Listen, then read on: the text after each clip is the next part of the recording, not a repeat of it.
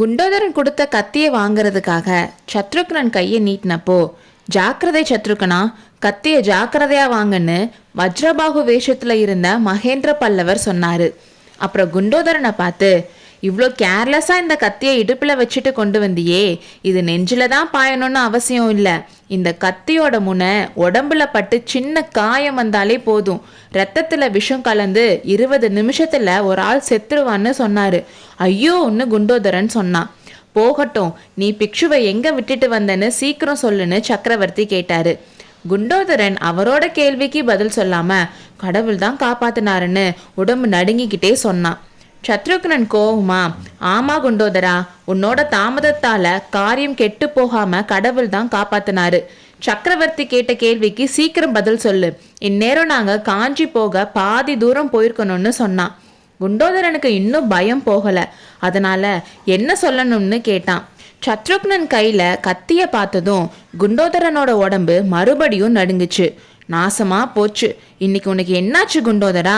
உடனே சக்கரவர்த்தியோட கேள்விக்கு பதில் சொல்லு, இல்லைனா இந்த விஷக்கத்தி நெஞ்சில பாய போதுன்னு சொல்லி சத்ருக்னன் கத்திய ஓங்குனான். எஜமானே, என்னோட முட்டாள்தனத்துக்கு ஏத்த தண்டனை தான். ஆனா என்னோட உயிர் போறனால ஒன்றும் இல்லை, கடவுளோட அருளால மாமல்லருக்கு எதுவும் ஆகலைன்னு சொன்னான். இதை கேட்டு இரும்பு உள்ளம் வச்சிருக்க மகேந்திரர் கூட ஒரு செகண்ட் ஆடி போயிட்டாரு. குண்டோதரா, இந்த விஷக்கத்தி மாமல்லன் மேலேயா பாயறதுக்கு இருந்துச்சுன்னு கேட்டாரு. ஆமா பிரபு, 5-6 தடவை புத்த பிக்ஷு மாமல்லரோட முதுகுக்கு குறி வச்சாரு.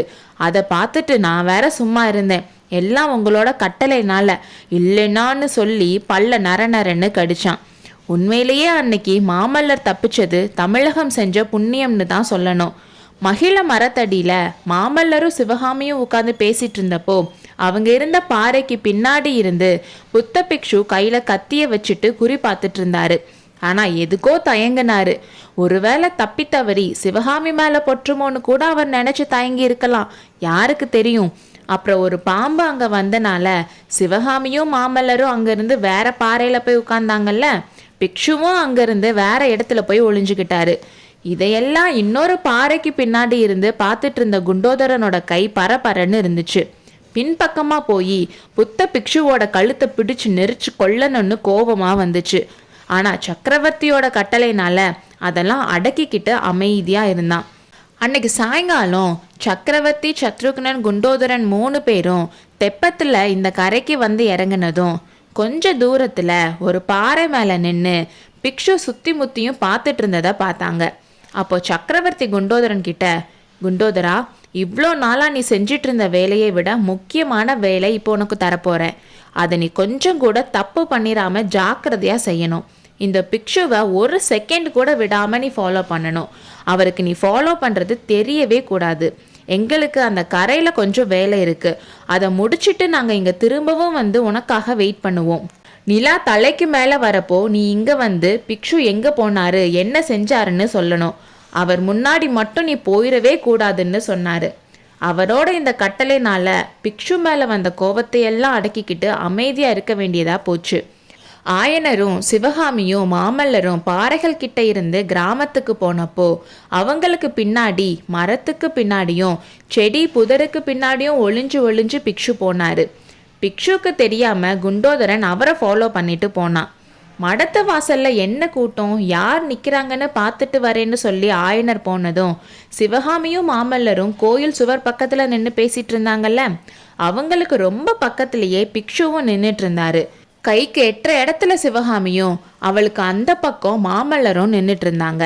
அவங்க 2 பேரும் இடம் மாறி நிக்கிறதுக்காக வெயிட் பண்ணிட்டு இருந்தாரு புத்த பிக்ஷு. குண்டோதரனும் ஒரு இடத்துல மறைஞ்சு நின்று இதெல்லாம் பார்த்துட்டு இருந்தான்.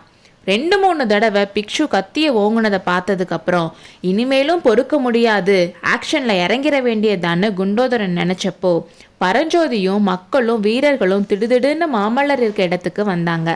பிக்ஷுவும் பின்னாடி தள்ளி போயிட்டாரு. மாமல்லரும் பரஞ்சோதியும் பேசிக்கிட்டே கோயிலுக்கு போனதை குண்டோதரன் பார்த்துட்டு இருந்தான். கொஞ்ச நேரத்துல பிக்ஷு மறுபடியும் அதே இடத்துக்கு வந்து நிக்கிறத குண்டோதரன் பார்த்தான். குண்டோதரன் கொஞ்சம் கூட எதிர்பார்க்காத ஒரு விஷயத்த பிக்ஷு செஞ்சாரு. கோயில் சுவர் ஓரமா வளர்ந்திருந்த மரத்தோட கிளைய பிடிச்சி ஏறி கோயிலுக்குள்ள குதிச்சாரு. அடுத்த செகண்டே பிக்ஷு நின்றுட்டு இருந்த இடத்துக்கு குண்டோதரன் வந்தான். ஒரு செகண்ட் அவனோட நெஞ்சு தொண்டைக்கு வந்துருச்சு.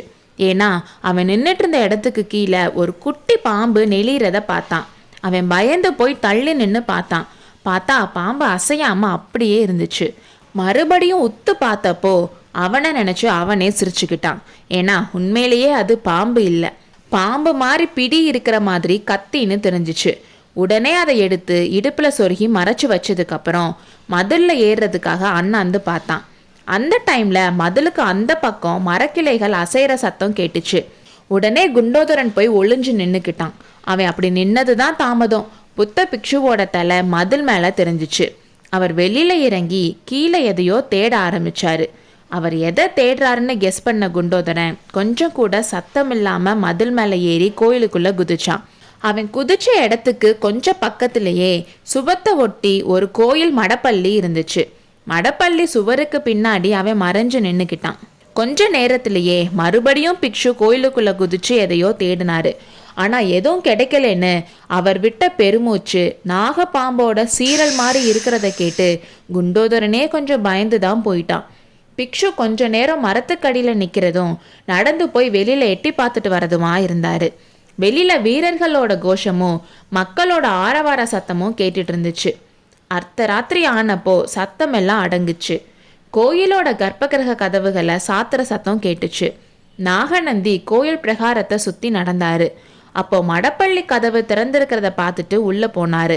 இதெல்லாம் பார்த்துட்டு இருந்த குண்டோதரன் டக்குன்னு ஒரு முடிவு பண்ணான்.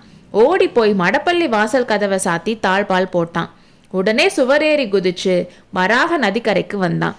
படகுகள் கிளம்பினதுக்கு அப்புறம்தான் குண்டோதரன் அங்கு வந்து சேர்ந்தான் என்பதை முன் அத்தியாயத்தில் பார்த்தோம். அடுத்த அத்தியாயத்தில் சந்திப்போம்.